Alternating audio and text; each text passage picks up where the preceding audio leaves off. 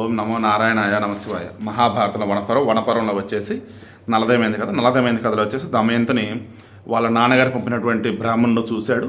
ఇక ఈమె ఇంటికి తీసుకెళ్ళాలి. ఇక రాజమాత సుదేవుడు చెప్తున్నాడు, రాజమాత విదర్భరాజు ఎంతో ధర్మాత్ముడు, భీముడు అనే పేరు గల తేజస్శాలి. ఈ కళ్యాణి అతని యొక్క పుత్రిక, పేరు దమయంతి. నిషధ దేశాధిపతి అయిన వీరసేన మహారాజు పుత్రుడు, బుద్ధిమంతుడు, పుణ్యశ్లోకుడు అయినటువంటి నలమహారాజునకు ఈ దమయంతి భార్య. ఆ నలమహారాజు జోదంలో తన అన్న చేత ఓడింపబడి రాజ్యాన్ని కోల్పోయి దమయంతితో కలిసి ఎవరికి తెలియకుండా నగరాన్ని విడిచి వెళ్ళాడు. దమయంతి కోసం ఈ భూమి అంతటా తిరుగుతున్నాం. మేము వెతుకుతున్న ఆ దమయంతి మీ పుత్రుని మందిరం కాదే, పుత్రిక అనుకుంటా, అక్కడ కనపడింది. మనుషులలో ఈమెతో సమానమైన రూప లావణ్యం గల స్త్రీ మరొక్కత లేదు. ఈమె కనుబొమ్మల మధ్య ఉత్తమ స్త్రీకి ఉండవలసిన సహజ సిద్ధమైన పుట్టుమచ్చ ఉంది. సో కనుబొమ్మల మధ్య పుట్టుమచ్చ కనుక ఉంటే ఉత్తమ స్త్రీకి ఉండాల్సిన పుట్టుమచ్చ అంటే అది. యవ్వన మధ్యస్థ అయినటువంటి దమయంతి పుట్టుమచ్చ మాలిన్యంతో కూడిన పద్మం వలను మేఘంతో కప్పటి చంద్రుని వలను నాకు కనిపించింది. సంపదలకు చిహ్నమైన ఈ పుట్టుమచ్చ విధాతచే సృజింపబడింది.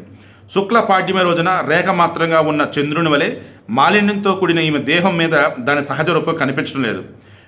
పుటం పెట్టని ముడి బంగారంలో ఈమె ప్రకాశిస్తోంది. శరీరం మాలిన్యంతో ఉన్నప్పటికీ ఆమె భ్రూమధ్యంలో ఉన్న పుట్టుమచ్చే ఆమె ఔన్నత్యాన్ని సూచిస్తోంది. సుదేవుని మాటలు విన్న సునంద ఆమె భ్రూమధ్యంలో ఉన్న పుట్టుమచ్చపై కప్పబడి ఉన్న మాలిన్యాన్ని తొలగించి శుభ్రపరిచింది. మాలిన్యాన్ని తొలగించడంతో ఆకాశంలో మబ్బులు తొలగిన తర్వాత స్పష్టంగా భాషించే చంద్రుని వలె దమయంతి పుట్టుమచ్చ సుస్పష్టంగా కనిపించింది.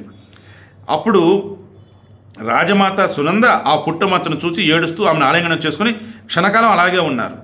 రాజమాత కన్నెండుని తుడుచుకొని మెల్లిగలా పలికింది, నీవు నా చెల్లెలి కుమార్తెవని ఈ పుట్టుమచ్చ వలనే గుర్తించగలిగి ఉన్నాను. చూడముచ్చటైన దమయంతి, నీ తల్లిగారు నేనును దశార్ణ దేశాధిపతి అయిన సుధాముని యొక్క కుమార్తెలము. ఆమెను అంటే మీ తల్లిగారిని నిషేధేశ్వరుడైన భీమరాజునికి వివాహం చేశారు.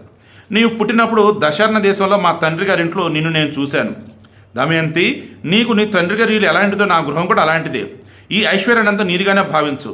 అప్పుడు దమయంతి సంతోషంతో తన పిన్నతల్లి అయిన రాజమాతకు నమస్కరించి ఈ విధంగా పలికింది, నేను ఎవరినో తెలియనప్పటికీ మీరు నాకు సుఖప్రదమైన ఆశ్రయాన్ని కల్పించారు. సర్వ విధాల నా కోరికను మన్నించారు, నాకు రక్షణ కల్పించారు. అమ్మా, ఇక్కడ ఉండటం నాకెంతో సుఖదాయకం, సందేహం లేదు. నేను చాలా కాలం నుండి భర్త పుత్ర వియోగంతో ఉన్నాననే విషయం మీకు తెలిసిందే కదా. నా కుమార్తె కుమారుడును తాతగారింట విదర్భలో ఉన్నారు. తండ్రి వియోగంతో శోకార్తులైన వారికి నేను కూడా దూరం అవటం ఎందుకు? అమ్మా, నాకు ప్రియాన్ని చేయదలుచుకుంటే నన్ను శీఘ్రంగా విదర్భ చచ్చడానికి ఆదేశించండి. నేను విదర్భకు వెళ్ళాలనుకుంటున్నాను. దమయంతి మాటలు విన్నటువంటి పినతల్లి తన పుత్రుని యొక్క అనుమతితో సంతోషంగా పంపదలిచింది. ఆమెతో వెళ్ళడానికి అసంఖ్యాక పరిజనాన్ని, రక్షక బలాన్ని సిద్ధం చేసింది. ఈ ప్రకారంగా రాజమాత వలసిన మంచి భోజ్య పదార్థాలను సిద్ధం చేసి మేనా మీద దమయంతిని విదర్భకు పంపించింది. దమయంతి కొద్ది కాలంలోనే విదర్భ నగరాన్ని చేరింది. ఆ దమయంతిని అతడి బంధుజనులంతా కూడా ఎంతో సంతోషంతో గౌరవించారు. క్షేమంగా ఉన్న తన సంతానాన్ని, తల్లిదండ్రులను, సఖీజనాన్ని చూచిన తర్వాత దమయంతి విధి విధానంగా దేవతారాధన చేసింది. కీర్తి మంత్రులైన దమయంతి వేద పండితులైన బ్రాహ్మణులను పూజించి నమస్కరించి దీవెనలను పొందింది.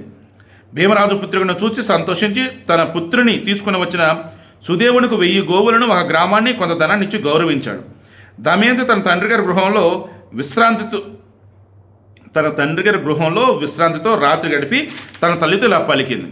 వాళ్ళ అమ్మతో ఏం పలికింది ఏంటి రేపు డిస్కస్ చేద్దాం. ఈరోజు నాకు చాలా ఇంట్రెస్టింగ్ అనిపించింది. 2 కనుబొమ్మల మధ్య పుట్టుమచ్చ కనుక ఉన్నట్టయితే అది అద్భుతమైనటువంటి అదృష్టాన్ని ఇస్తుంది. అండ్ వారిని పెళ్లి చేసుకున్న జరుగుతున్న గొప్పగా ఉంటారు. వారు ఎక్కడుంటే అక్కడ మొత్తం శాంతి అన్నట్టు. మరి నలుడికి ఇలా అయింది ఇంకా మైండ్లో పెట్టుకోకండి. ఆ పుట్టుమచ్చ సాక్షాత్తు దేవకన్యక మాత్రం ఉండిద్దన్నట్టు అనుకోవచ్చు.